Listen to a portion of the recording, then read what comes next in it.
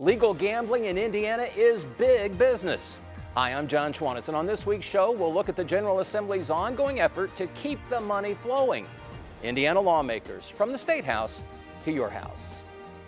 Indiana Lawmakers is produced by WFYI in association with Indiana Public Broadcasting Stations, with additional support provided by Par Ritchie.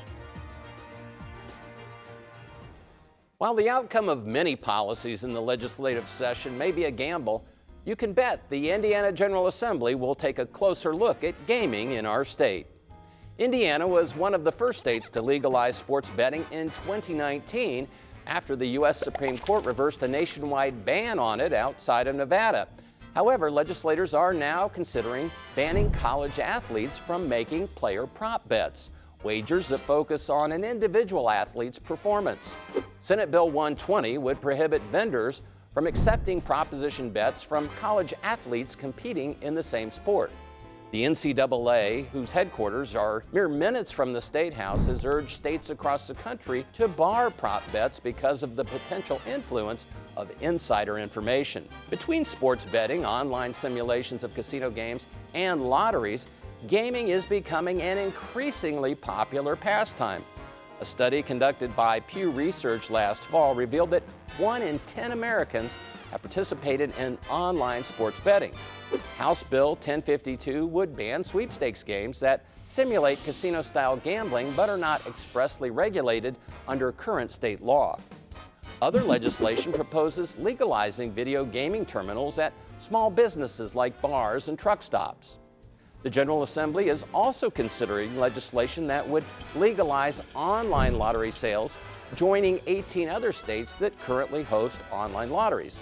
As a result, the Legislative Services Agency estimates Hoosier lottery revenues will increase by an estimated $300 to $600 million annually. Opponents of the measure argue that making gaming more accessible can cause a proliferation in the risk of gambling addiction. A study released by the Indiana Gaming Commission last October identified downtown Indianapolis as the top site for a new casino in the state.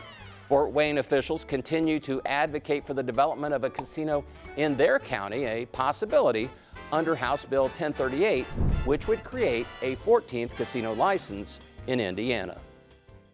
And joining me to talk about the opportunities and challenges facing Indiana's multi-billion-dollar gaming industry are Republican Senator Ron Alting of Lafayette, longtime chair of the Senate Committee on Public Policy; Democratic Representative Kyle Miller of Fort Wayne, ranking minority member of the House Committee on Commerce, Small Business, and Economic Development; and Ed Feigenbaum, publisher of Indiana Legislative Insight and its sister newsletter, Indiana Gaming Insight, both part of Hannah News Service. Thank you for being here.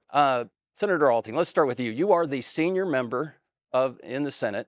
You've been public policy chair since 2011. You've been in the chamber since 1998, back when there were few casinos and they were floating on water by law, and there were no slots yet at the horse tracks. Never mind live table games, et cetera, et cetera. Let's just say you've seen a lot. Yeah. When you look at what this means now for Indiana, I think overall tax impact since the beginning has been approaching $19 billion, if you want to add it all up. How does that compare with what you envisioned when you entered the chamber?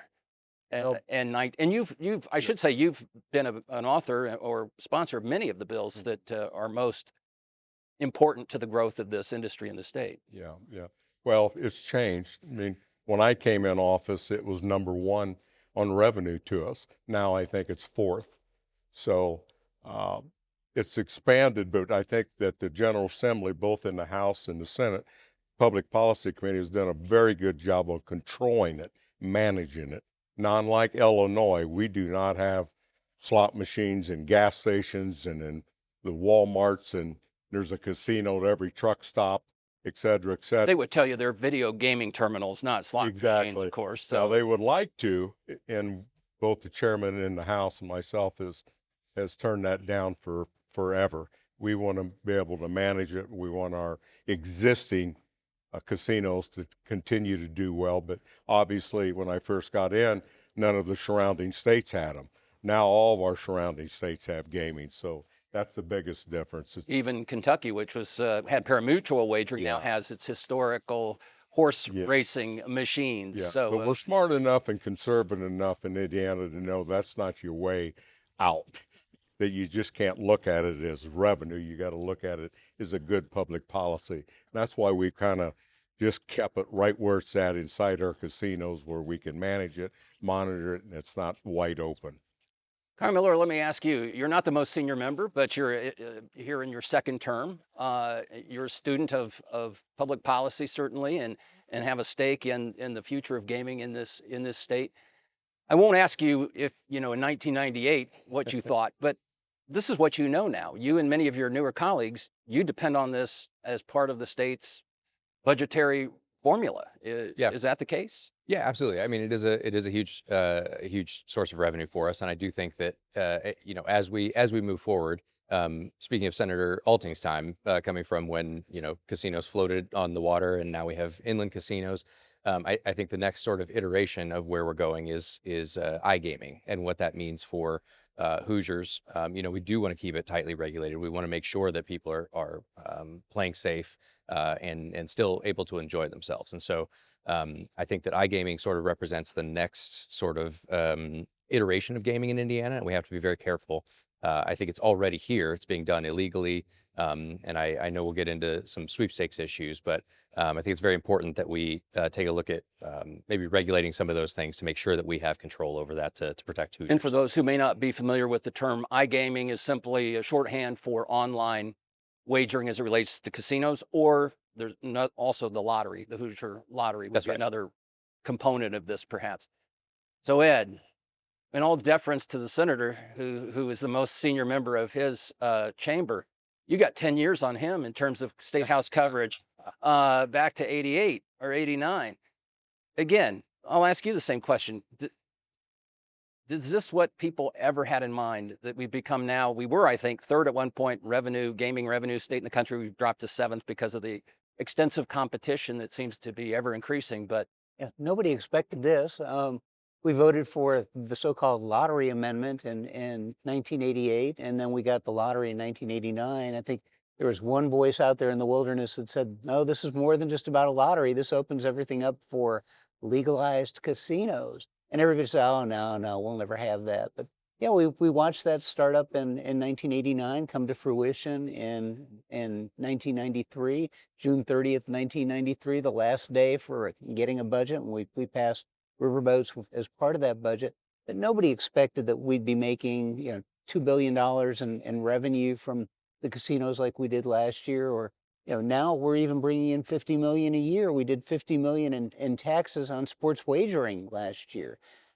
Indiana was one of the first states to get in front of that issue before the competition in the surrounding states. Yeah, we were late to the game in riverboats, although we did beat Kentucky and Michigan into the battle there. But it's been interesting to see how what has become the public policy of the state has kind of transformed into the casinos and the horse racing tracks and the lottery being part of the fabric of the state. And I think we've seen some of our recent governors really accept this and say, we're just going to treat this like any other industry in the state. We're going to help, foster things. And that's one of the issues that we're going to have to deal with iGaming, because this was initially envisioned as a way to bring jobs and economic development to assorted communities. And there's some that say, well, iGaming doesn't really bring those jobs. You raise a good point about the evolution of the policy discussion here. As we were joking a moment ago, we used to, 30 years ago when casinos came online, 35 years ago when the lottery came online, and former Pacer George McGinnis, I believe, brought the first ticket as the Pointer Sisters sang, I'm so excited. There's that could be a trivia question for later. I guess I just showed I'm as old as Ed then, I guess. It used to be if we had this round table, there'd be somebody representing those who are concerned about the morals of this and the ethics of depending on this as a sort. I don't hear that anymore. Yeah. Well, I hear it. It's still out there, and I think that's another reason why the chairman's in the House and public policy in the Senate, we've kind of controlled that.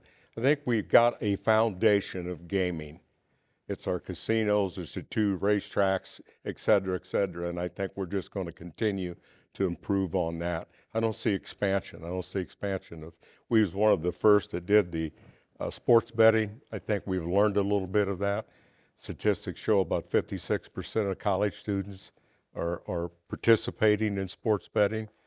That number, because of that, hurts the approval of iGaming, where you basically have an entire casino in your hand that you can bet, 24 hours a day, 7 days a week.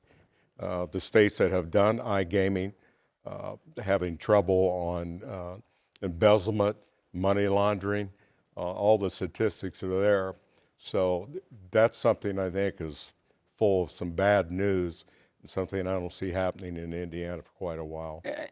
I guess there are some pockets of resistance in your district and elsewhere. In fact, you made an interesting observation after an important vote on a bill that would move perhaps a casino, we'll get to that momentarily, to your district. You said our job now, proponents of this, is about public education and reminding people, and I may get the quote slightly off, that it's not a mobbed up business where everything's flashy, glittery, Vegas style. Yeah.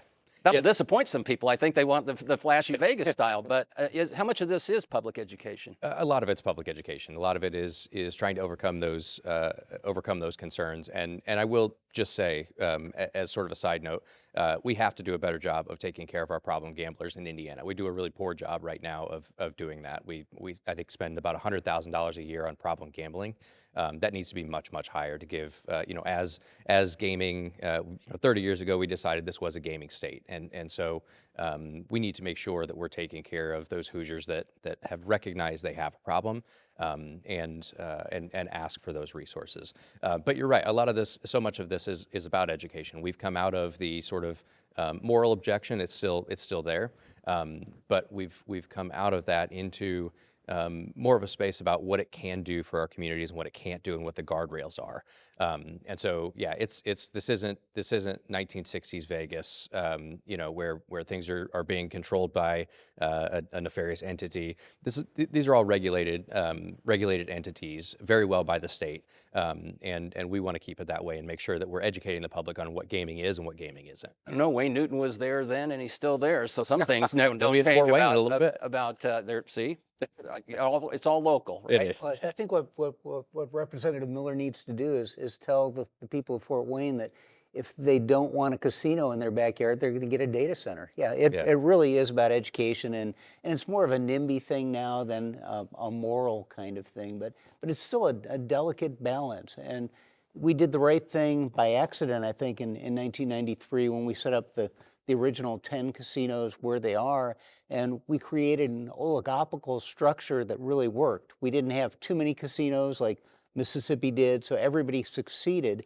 And when they started to falter a little bit, like the casino in Rising Sun, where they want to transfer that license to Fort Wayne or Steuben County or DeKalb County or Wayne County, it's been because of competition from around the state, from outside of the state in Ohio and Kentucky, and not from some things that we've done here, although that casino is now kind of sandwiched in. But initially it succeeded now it's the lowest because performing if you look at the revenue overall and the tax revenue it generates. And the company that owns it bought that cheap because the company that had invested all the money in that saw what was coming and wanted to get out, and they made a little bit of money back. And it's not like they're necessarily losing money on it. They're just not making as much as they could elsewhere in the state. Isn't company named Full House, which is confusing when we talk about this being voted on by the Full House. So I think the key has been we have done a good job on managing it. We start off with the boat, and then in order to gamble, the boat had to go out, and it had specific literally time. sailing. It has to sail, Cruise, and it cruised. And if you wasn't there at 2 o'clock, you missed the boat. So I carried the bill to make a dockside. Then I carried the bill a few years later to bring it on the footprint. And then I carried the bill to expand the footprint. Then I carried the bill to put live dealers back table into games, the and new so it's not racinos. just right. And you also did charity gaming. Was it your bill? Yes, which really helps the VFWs and the legions and so forth. So we didn't.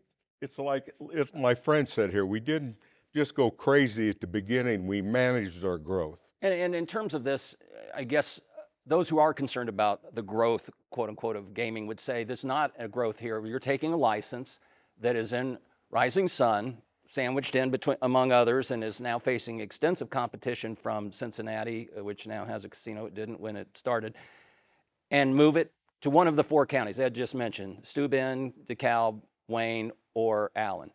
I don't know if there may be pockets of resistance, but certainly public officials in those 4 counties, which will vie for the opportunity to host this, there's no hesitation, it seems, on the part of government officials. Yeah, it's been really interesting because this bill started out as once the bill from New Haven died last year. Allen County jumped in, raised their hand, said yes, we want this. And you're right. I've seen very few issues where the county commissioners and the mayor of Fort Wayne and Allen County are on the same page and collaborating on something. And so it's been interesting, and I bring this up as kind of a counterpoint to some of the resistance that it started out just as Allen County, and then as the amendment process went through, we added Wayne and DeKalb and Steuben.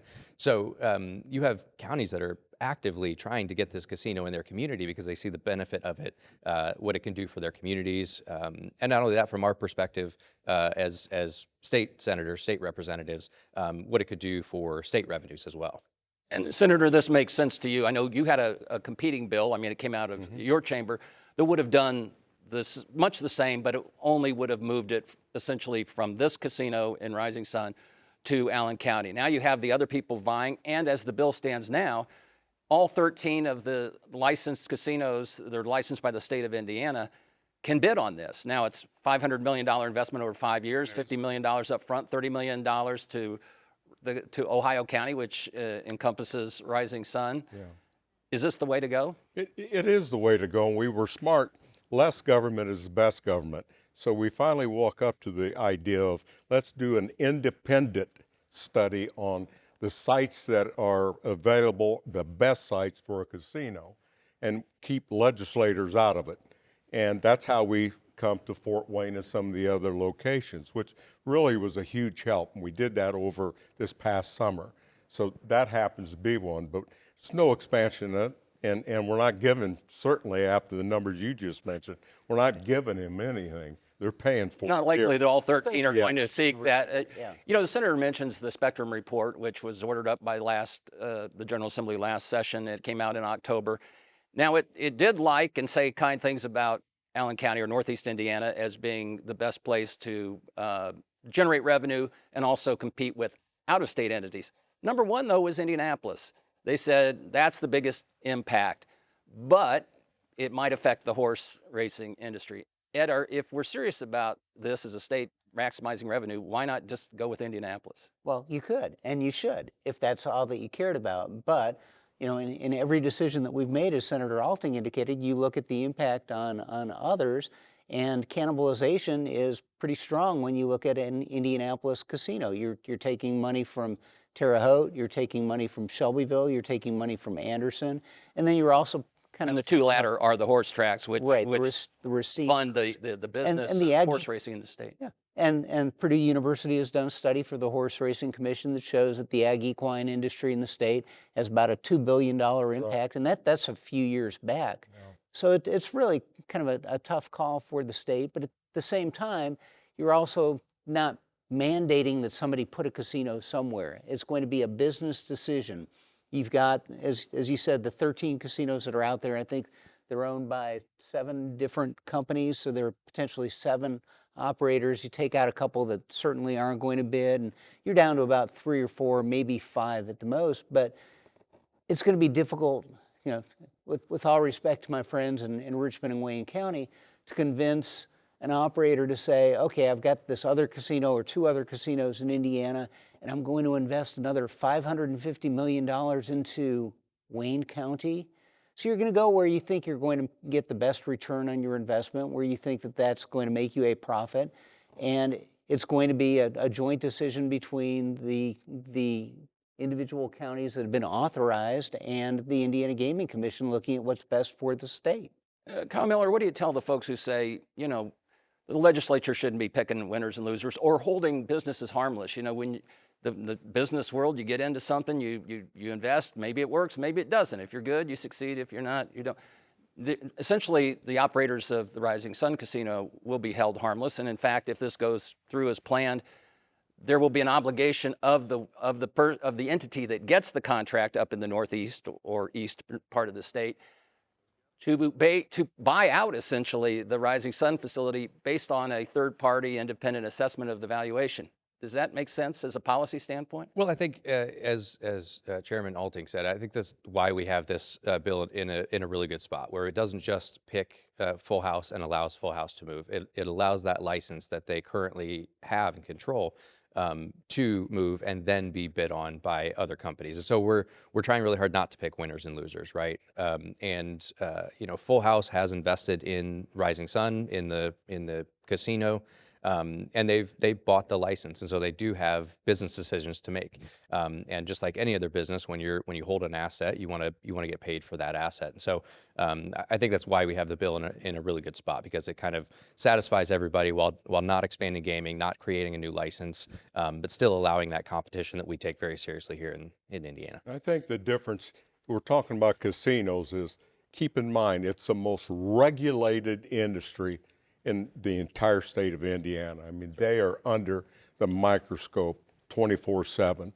So you can't treat it like a free enterprise. If you did, what they could do is just say, we're gone, sell the license, we're packing our bags and we're out of state. Then what happens, the local community where that's setting, it just turns into a weeded parking lot, an abandoned building. This way, when government gets involved and we discuss and we work with everybody, they're going to continue to pay the local community money to keep it afloat, which is incredible. You'd never find that in free enterprise. And we're demanding that. That's one of the things that legislators are saying, plus the investment of moving it. So it's really a win-win, but that's the reason why government is involved in that industry. If the casinos are the sweet spot because of regulation, why not expand to iGaming for casinos and for the lottery, which there were bills this session to do that? Not going to happen. I offered an amendment to legalize iGaming. I think the senator and I might disagree on this. I think it's already here. We haven't talked about sweepstakes yet, but we've got Hoosiers that are here doing it. And largely what we found is that when we ban things, it just doesn't have the effect. It goes underground. It becomes unsafe. What we've seen in other communities, especially in Michigan, I think Pennsylvania, is that when you regulate iGaming, it moves people from an illegal, unregulated market over to the legal, regulated market. So much so that in both of those states, the largest illegal iGaming operator now no longer serves those two states. And so I think when we regulate things, we make it safe for people to play. We give people those problem gambling resources, which is part of what my amendment said. It makes it safer for people to do, and kind of puts those guardrails to make sure it's. And you prefer, Senator, to keep it in the brick and mortar? Well, iGaming and iLottery is the difference between a pear and an apple. I mean, it's not even comparable. The statistics show that iLotteries you don't see people addicted to the extent as you do in iGaming. It's usually senior citizens. The statistics show, I'm all for. This would let Powerball they could do it online rather than going down. But I would tell you, iGaming is something that the addiction level is enormous. And I agree, it is being played now under the table, if you will. However, once you legalize something, then it moves up. The play increases. And I can foresee when you walk in a dorm, I've had a lot of my colleagues got kids in college, including the pro tem in the Senate. And when he walks in the room, all the college students are there doing their sports betting on that. And iGaming, I can see a freshman, by the time they're out as a senior, they're so far in debt, they've wiped out their credit cards.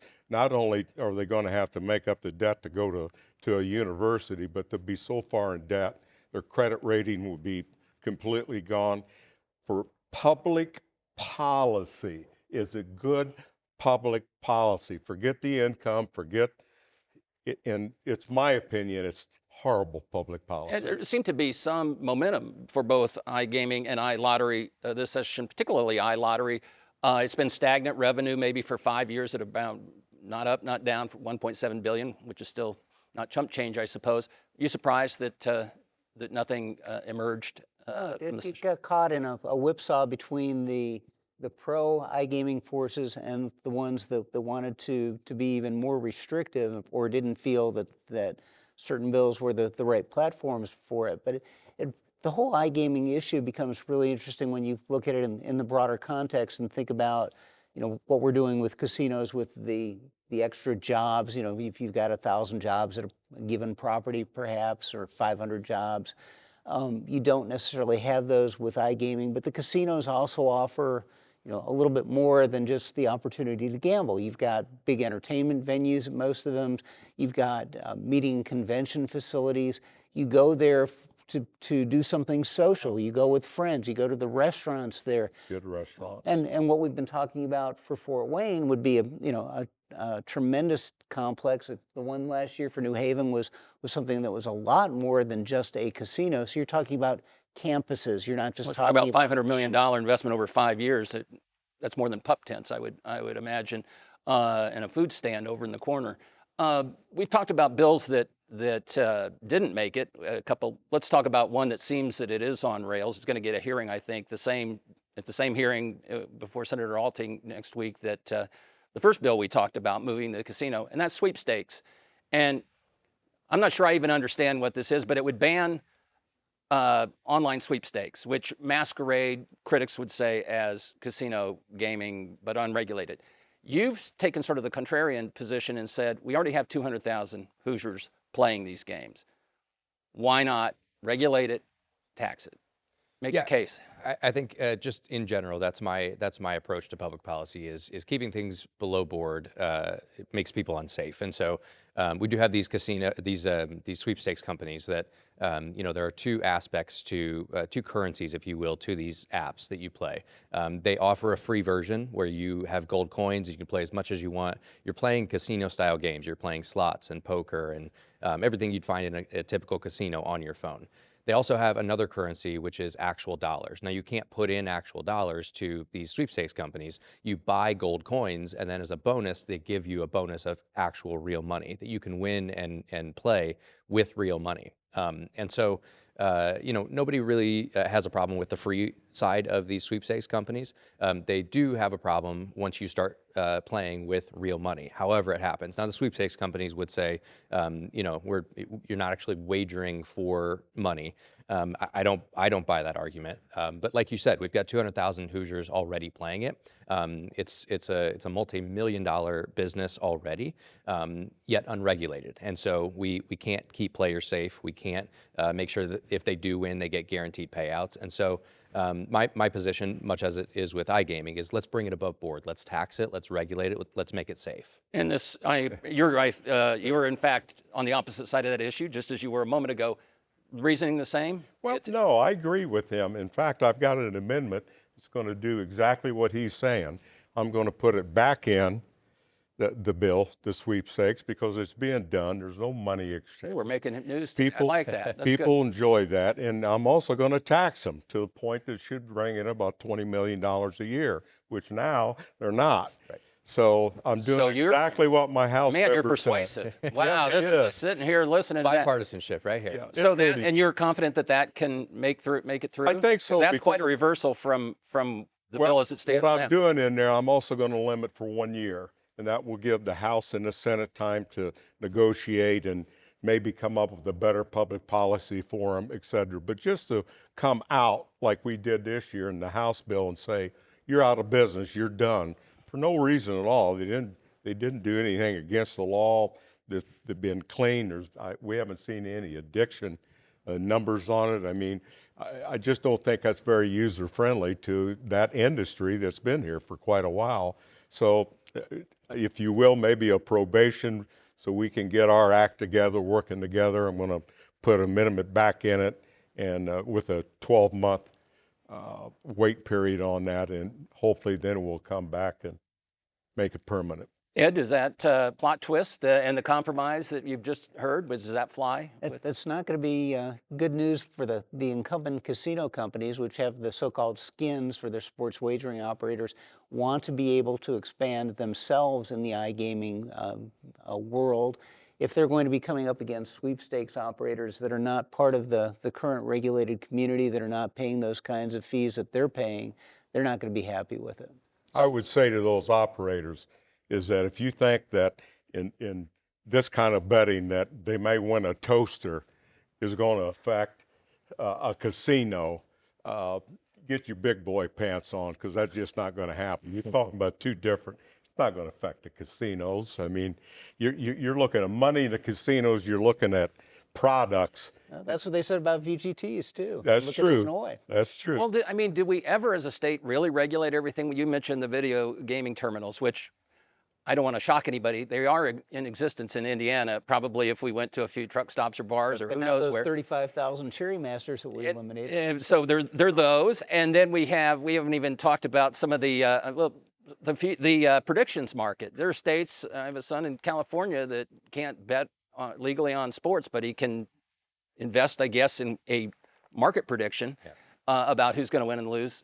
Does the state need to go after that next? These sorts of unregulated but still present competitors. This is why I love the Public Policy Committee. This is why I love, it does tend to be a bipartisan or nonpartisan committee, because there are so many of these issues that we talk about that need to be regulated, and these spaces are growing so much that it's important that we come into these spaces and really figure them out for the benefit of Hoosiers across the state. All right. Unfortunately, out of time, have to end it there. I think we could go on a little bit. Something tells me that. That'd be a safe bet for sure. Again, my guests have been Republican Senator Ron Alting of Lafayette, Democratic Representative Kyle Miller of Fort Wayne, and Ed Feigenbaum, publisher of Indiana Legislative Insight and its sister newsletter, Indiana Gaming Insight. For more and more Hoosiers, the American dream of home ownership is just that, a tantalizing dream that hovers just out of reach on the next Indiana Lawmakers. Well, that concludes another show. I'm John Schwannis, and on behalf of everyone involved in the program, I thank you for joining us. Until next week, take care. Indiana Lawmakers is produced by WFYI in association with Indiana Public Broadcasting Stations, with additional support provided by Par Ritchie.